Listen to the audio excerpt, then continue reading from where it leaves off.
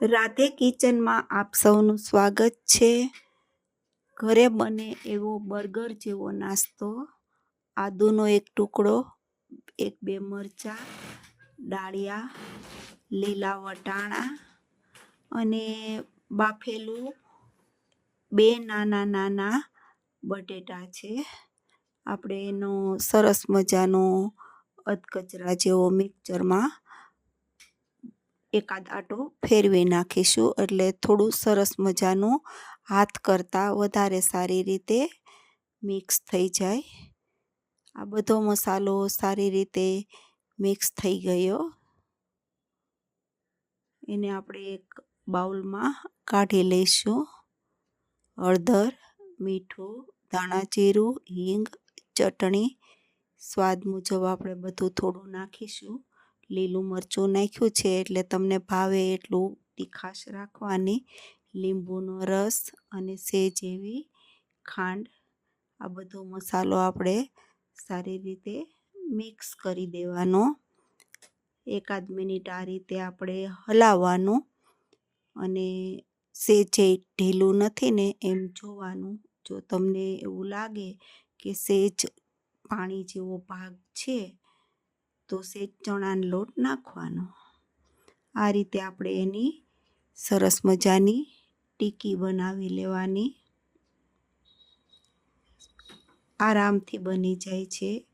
Video તમે પૂરો જોજો. ખૂબ સરસ મજાનો નાસ્તો ફટાફટ બને એવો છે. એમાંય જો આ ટીકી તમે અગાઉથી બનાવી રાખો તો ગમે એટલો નાસ્તો હોય ઝડપથી બની જાય છે અને પેટ ભરાય એવો નાસ્તો છે. આ રીતે આપણે ટીકી બનાવી લેવાની અને કિનારી ફાટે તો આપણે સેજ હાથથી આ રીતે પ્રેસ કરીને એકદમ ગોળ બનાવી નાખવાની. પ્લીઝ વિડીયો પૂરો જોજો, લાઈક કરજો, શેર કરજો.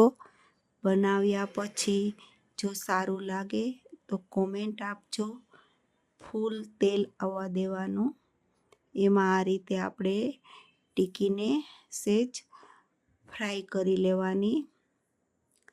તેલમાં થોડી સારી રીતે તળી અને આ રીતે તમે સ્ટોર કરી રાખો તો પણ નાસ્તો ફટાફટ બની જાય છે. જો સરસ મજાની ટીકી તળાઈ જાય છે. પેપર પર કાઢવાનું એટલે થોડું ઘણું તેલ હોય એ પણ બરાબરનું નીકળી જાય, એટલે ટીકી સાવ કોરી બની જાય.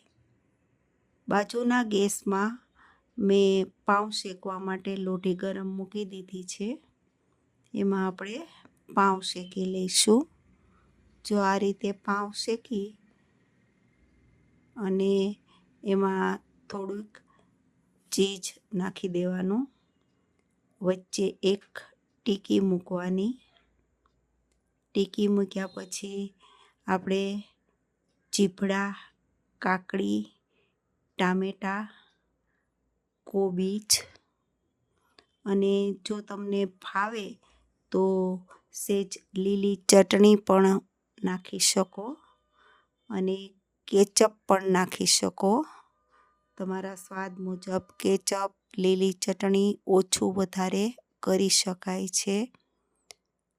જોઈને એવું લાગે કે આ બર્ગર જ છે. સ્વાદ પણ ખૂબ સારો છે.